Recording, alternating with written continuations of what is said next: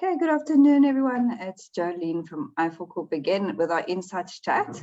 So lovely to have you here today.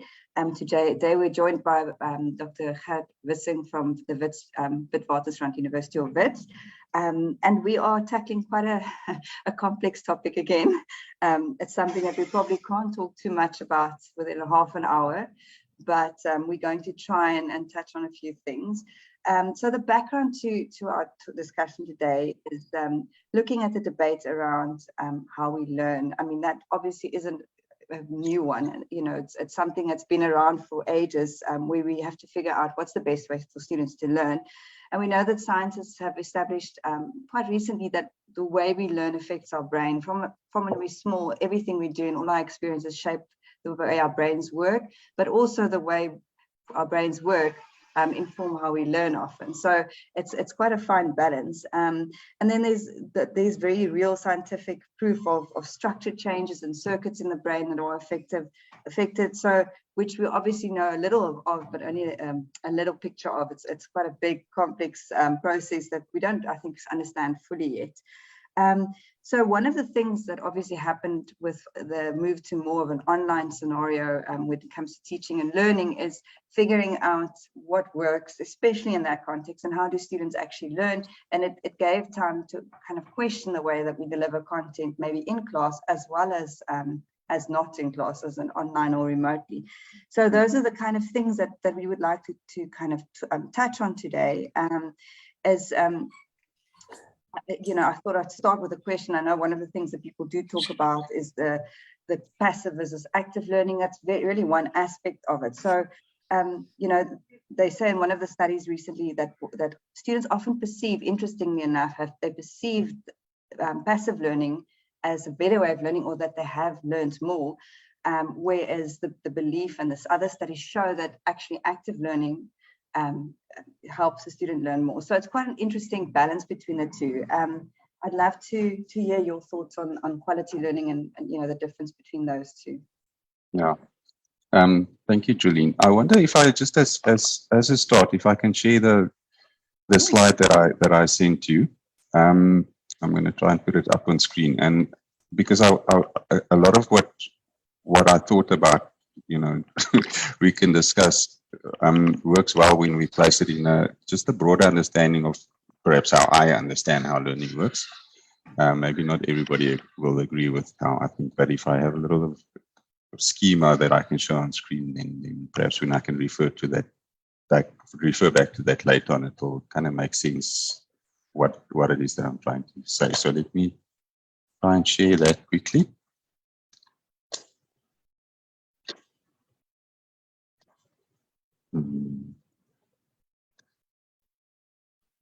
Let me know if you come right, otherwise I can share it from my side.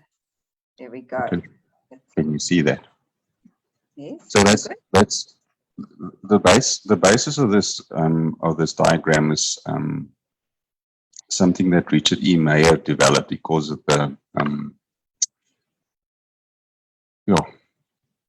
it's his understanding of how multimedia learning work. Cognitive theory of multimedia learning is what he calls it.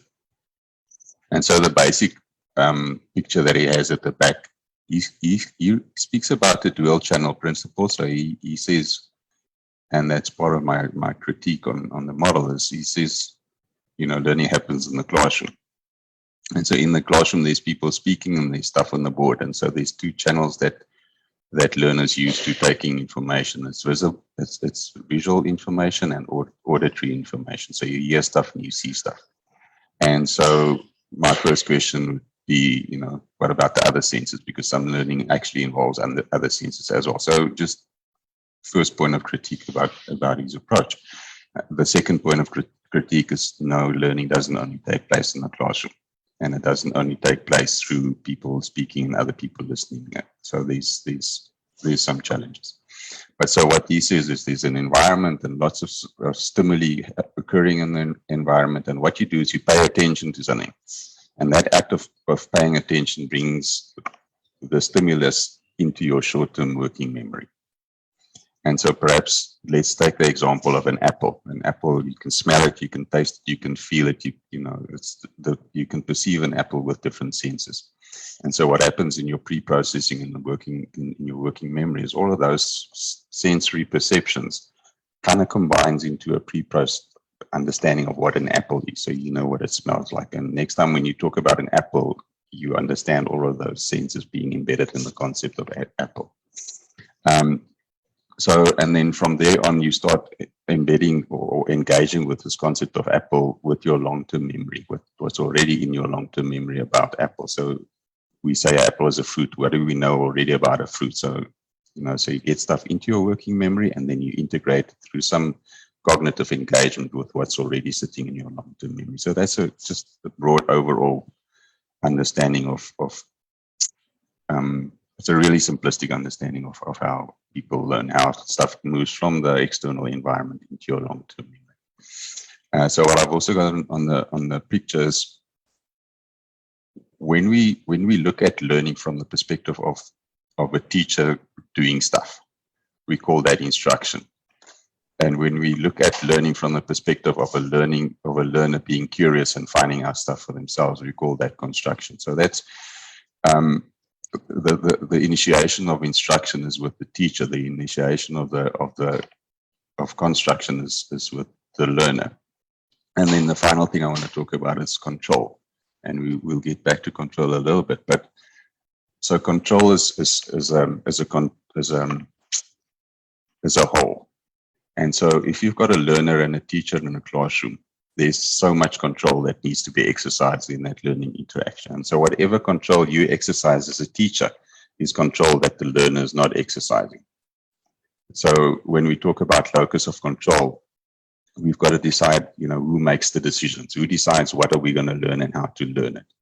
Because if I as a teacher decide, then it means the student doesn't decide about that, and that actually also impacts on how people learn. So I want to park the picture just in the background, and I'll stop sharing my screen, but I'll kind of refer to that later on again. Perhaps to get back to your first question about instruction, about being active learners or passive learners. This is what really happens, and maybe let's stay with the picture for a while. If you're a passive learner, there's a teacher doing stuff, and you're sitting and you're listening. And the teacher doing stuff is just one of the stimuli in the environment.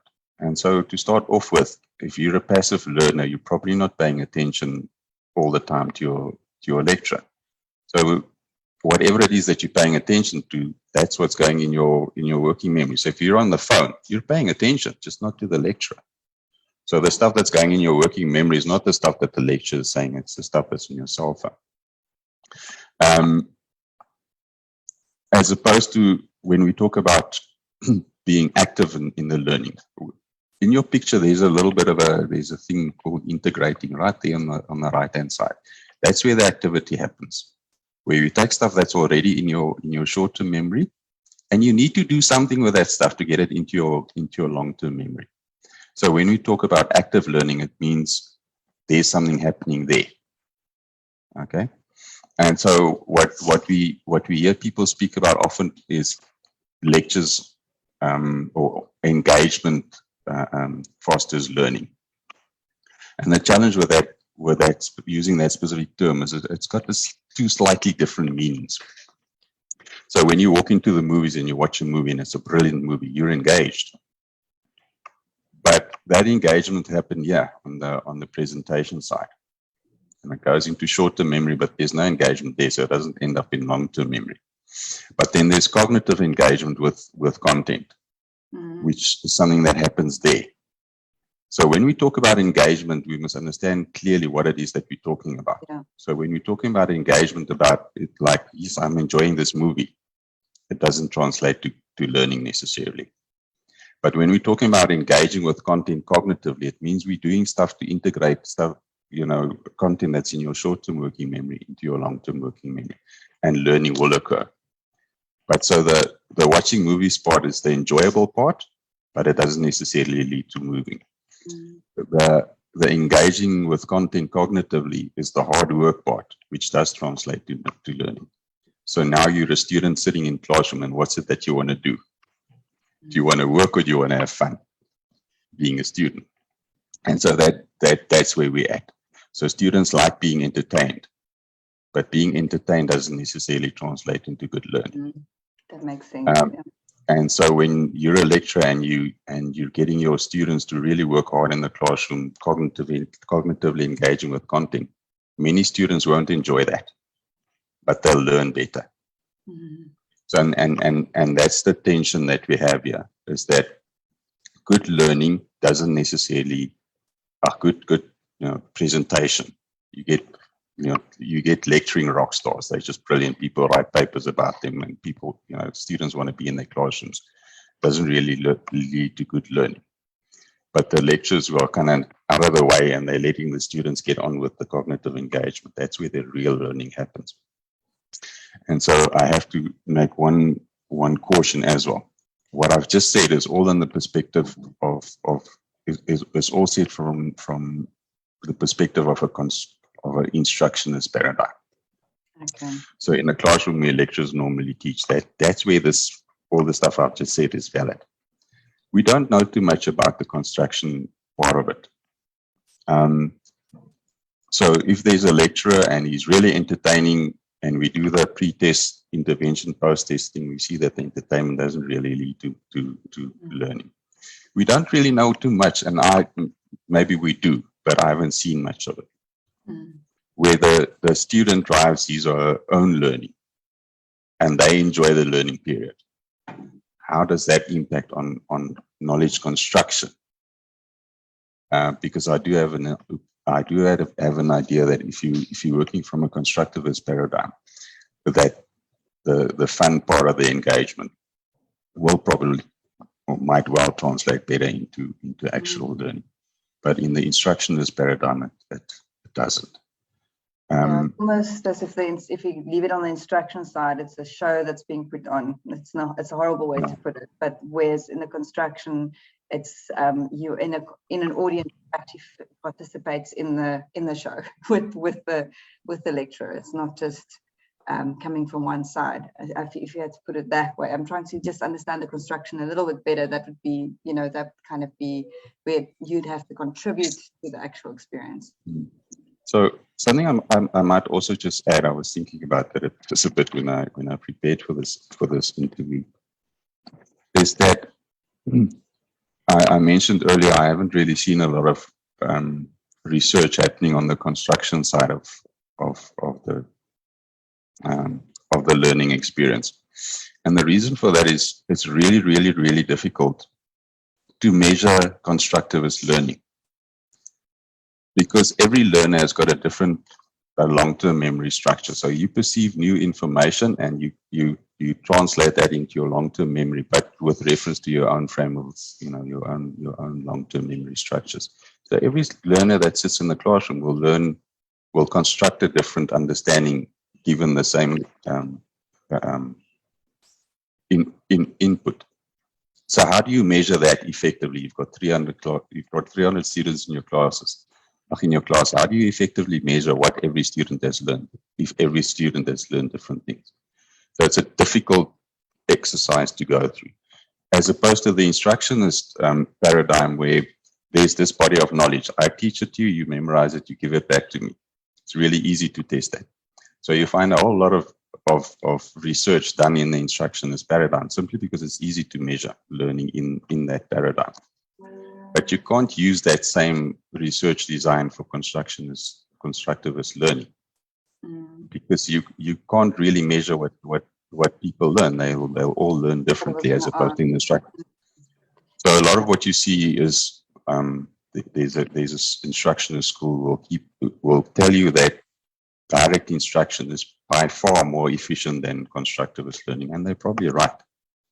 But they base that on a specific research design that says this is what needs to be learned pre-test, intervention, post-test, delayed post-test.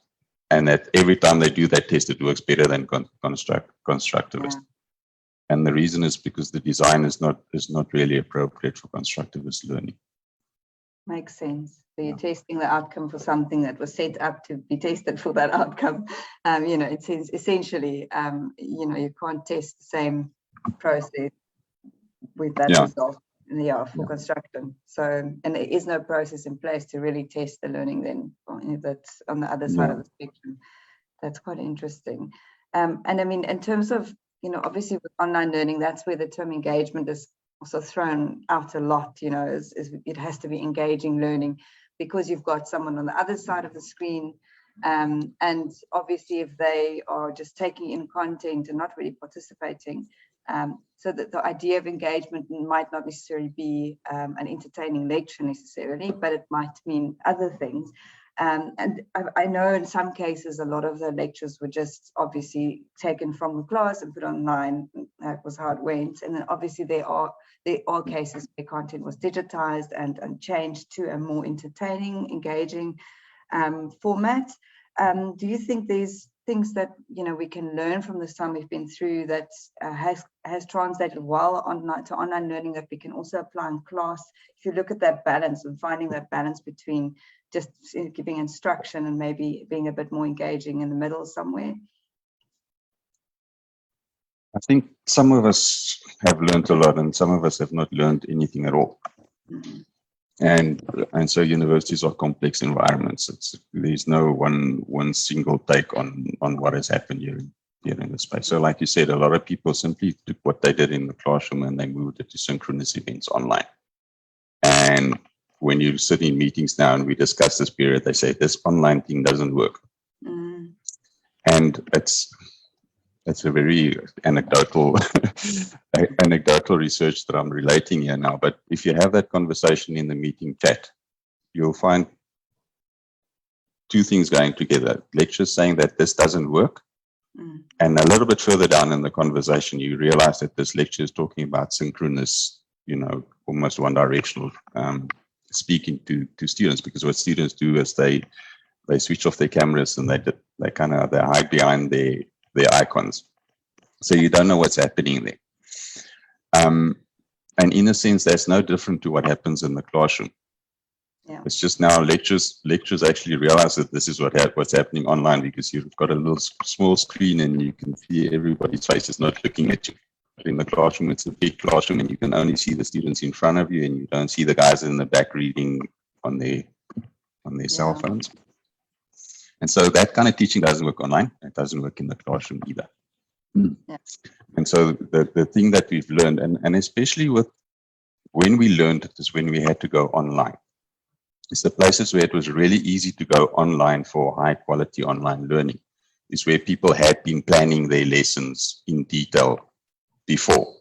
Because you could take those lessons and you could translate it to the online kind of context, and you'd have good quality online learning. And that learning would be more than just a learning, just a talking head. It would be outcomes set, assessment criteria being known, a well-narrated script of what it is that the students are expected to do to achieve the outcomes, and assessment aligned to the assessment criteria, as opposed to some lectures simply going online and starting to speak. And so the places where the online learning works really well is where the planning has been done. Where it doesn't work well is where the planning hasn't been done. And so good learning is always it's always a question of curriculation. It's always about sitting down and planning what it is that needs to be learned and how we're going to go through this process. Making the decisions about control. Who decides what and how? To what extent can you hand control over to your students? That needs to be planned. If you don't plan that and you walk into a lecture hall or into an online synchronous event and you think it's just going to occur naturally, you're going to say, today it's your turn. It doesn't work. Mm-hmm. And that I can tell you from experience. I've tried it. When I used to be a lecturer, I at the beginning of every year, I thought, we're going to change this year. I'm not going to do all the work. The students are going to do the work. But I never planned that. Mm-hmm. I would walk into the class and say, okay, now it's your turn. You ask me the questions and we'll work. It doesn't happen because you haven't planned it. Yeah, exactly. You haven't planned it and your students aren't used to it. Mm. So you get this deathly silence for a while and then you start speaking again and you're back to where you were the previous year. So the planning is crucial. And then helping your students to learn in a new way. So not being passive listeners, but actually, starting to take ownership of their own learning in that space. It takes a bit of time. When you're used to simply sitting and listening, you actually become quite resentful when the lecturer tells you, no, it's your turn, Yes, you've got to do all the work. When you're sitting pretending to listen and you all of a sudden have to get out of your head. When you speak about it that way, it almost sounds like a facilitation process. If you know what you want to get out of it, and you've got the questions you want to ask, but you facilitate or guide the students through the process, that gives them an opportunity to be engaging. I've done workshops where, for instance, people had to list certain things, and we would always go through, and we would give it a name, like it's your big five of your area, for instance, if it's in marketing. And that always caught a way of people thinking differently and stimulated their creativity of 1 or 2 starts. But if you don't have a way of going through that process, no one's going to put up their hand and say, listen, these are the things that we would list if we had to think of what's the most famous in our town, for instance. I mean, that's in the marketing context, but it's similar, I think, if you had to just walk in and ask questions. So that makes a lot of sense. And it's finding out how that facilitation process fits in with your existing structure of how you would teach normally. And as you say, if you haven't planned, you can't look at it from a different angle at all, because you're just going through the motions every time. So it's not just you planning, it's also you making the plans known to your student. So in this instructionist paradigm, I would walk into the class and I would start speaking. I would be the only person in the class knowing what was supposed to happen in the classroom. So how do students prepare for that? That's true. Yeah. They can't. So when you plan your what needs to happen in that learning interaction, you need to share that plan with your students. Because if they don't know what's going to be expected of them, how can they take the lead in that learning experience? How can they own their own their own learning if they don't know what's expected of them? So it's not just about having a plan for yourself. It's about communicating that plan to your students, for your students to understand what it is that we're about to learn now, what's the purpose of this engagement, and how can we go about it, and creating a safe space for people to actually come into that environment and suggesting different ways to what you're suggesting. Yeah. It's an interesting point. I'm just thinking, I think one of the biggest challenges in everything at the moment, I guess, is change. And so if you are planning to change the way you teach as a lecturer, and students aren't aware of it, as you said, if they haven't been kind of brought into the plan, the change happens so quickly and it unsettles, and that's why it also doesn't work, because they're not prepared for that change at all. And it actually makes you nervous. I mean, we had classes where we had to do very, very difficult political economy articles were handed to us, and we had to present it in class. It was interesting, and I think that, in a sense, is that experience of you take ownership of content, but if you don't understand the content yet, you are so nervous to try and actually portray and have an opinion on it, because technically, if you had to present something, you at least have to have some sort of opinion on it. I think that was probably one of the most nerve-wracking experiences I had at university, is to try and understand this extremely complex article and present it. But in essence, it's actually a good concept of trying to get each student to take ownership of something. So I think I love that when you said bringing others into the plan too, so that you can kind of prepare in advance and expect that change to happen. And it doesn't feel like a pop quiz when you haven't studied, and you're completely unprepared in that moment. And of course, it catches you unaware, and then you actually switch off. You actually go in shutdown mode. And I guess that's, sorry, yeah, you can carry on. So I normally ask 2 questions. The first question is, what is it that you need to be able to demonstrate at the end of this learning intervention? And the second question is, how will I know? That you're able to do that. So you have got an outcome and you've got an assessment criteria, and then you've got learning interactions that will get you to comply with the assessment criteria. But if the student doesn't know what it is that they're supposed to learn and how we'll know that they've learned it, how do you present your article in class? Yeah, and also it's like an obstacle course that you have to complete, but you've got no idea what you're supposed to do at each station. Yeah. Technically impossible, and it will just overwhelm you. And we spoke about the brain and all of this. As soon as you understand how our brains work, I think that's one of the important things is because, as I said, you don't adapt to change easily. That affects the way we learn. If you're nervous, if you're not in that receptive mode, I guess. It must be interesting as a lecturer if you start thinking about these things, you know, of how the brain actually works, what the impact is on the brain, and how receptive they are. I mean, we're also in a generation where technology has changed the way brains work. You know, if we take a 4-year-old of today versus, you know, even our generation and how they understand technology, and, you know, but they can't necessarily jump from one rock to another rock because they haven't had that, you know, input on a physical and a gross motor level. All those things actually come into play in class as well, I guess. You know, if you think about the whole concept or the statement that our brain, our experiences we're exposed to shape the way our brain learns or functions, because it forms those pathways. So it's quite a big responsibility if you think in that sense, if, you know, if a lecturer is passionate about really getting students to learn, which I think, I believe a lot of, or most lecturers are, especially if they're passionate about their field, is to translate that all and have all that in your lesson and understanding. And you also can't customize it to each individual. I mean, that's impossible. So, yeah, I don't know how. Yeah. One of the bigger challenges that we have then is how do you design a learning interaction which doesn't focus on recall of facts over the long term, but focuses on meaning making. So we've got the facts, but what does it mean? What does it mean in the context in which we learn? So to bear that in mind as well, because it's really easy to get people to remember stuff. You know, give them stuff and you say, go and memorize it and come back and get, but what does that mean? How does that prepare you for the workplace, for argument's sake? As opposed to taking those facts and making meaning of it. So it's a different view on your learning interaction planning when you plan for students making their own meaning of the information that you've provided them.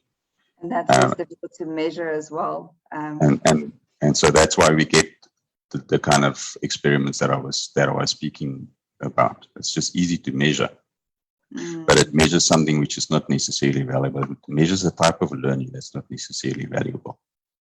Yeah, that's very interesting. And if you think about back to scientists like Albert Einstein, you know, or interesting scientists who didn't fit into the classroom model and didn't do well with those type of assessments at all. Didn't necessarily mean they were getting it wrong. They were just getting it more right, or their brain understood things differently. So it's such an interesting world to be part of the education sector in that regard. You know, to find that balance where you, as an expert in your field, have an impact on the student and share your knowledge, but at the same time give them the opportunity to develop their own knowledge and questioning. And I guess at the end of the day, it's about applying yourself within that. There's no use regurgitating information if you can't apply it in the workspace. I always make this one joke. I know of someone who started work after varsity, and the first day he answered the phone, had a long conversation with a potential client, and it was on quantity surveying and all kinds of things. And, you know, he made the sale and he put the phone down and he realized he never took the number or the name of the person. Such a classic example of how you have that head knowledge, but there's such a big difference between applying it in your work, in the workplace. And that's a whole nother conversation, I guess, you know, finding that way and preparing students for the future and for the workplace. But yeah, we've actually gone through so much. I don't know if you wanted to add anything, because we're almost done with a half an hour, and I said we could probably talk for hours on this topic. But maybe any last thoughts that you wanted to add to the whole, you know, engagement in class and the brain-based learning? So I just read another, apart from the article that you referenced when you invited me to come and speak. There was another article actually speaking about magnetic resonance imaging and the research that's being done on how brains behave when you expose it to stimuli. And the comment was that we really just don't know enough yet to use that as a basis for learning. But having said that, there's a lot that we do know. And so it frustrates me often when you speak to academics and teachers and they refer to teaching as an art. And so I have this conversation occasionally to say, teaching is not an art, it's a science. And it's a complex science, but it's a science nonetheless. So if you're a teacher at school or a lecturer at university, and you're not reading a lot about how people learn. And finding an integration between instructionist paradigms and constructivist paradigms, so that you can make meaning of all of this vast body of research to see how, this article, how does it fit in with what I already know? If you're not doing that and you're a professional teacher, I'm concerned. I think if you are responsible for supporting other people's learning, and that's what that's what you get paid to do, I think you should really go to the effort of reading a whole lot on how it is that you can do this really, really difficult job a lot better than we are at the moment. That's a very, very important point, and thanks for making that. I agree. I think it's with most things in life. If we don't expand our knowledge at all times, we fall behind, and we miss out on so many important things that we could have used and applied in our lives daily. So I think that's where the passion for what you do comes in, and not being resistant to those new things and change once again, and actually embracing it. So thank you so much for your time today. I actually wish we could talk more. I'm sure we'll find another topic to have a discussion on in the near future. We always appreciate you taking the time out in a busy week to sit with us and have a quick chat. So have a lovely weekend further, and we hope to speak to you again soon. Thanks, Jolene, and my regards to the team at IFOC.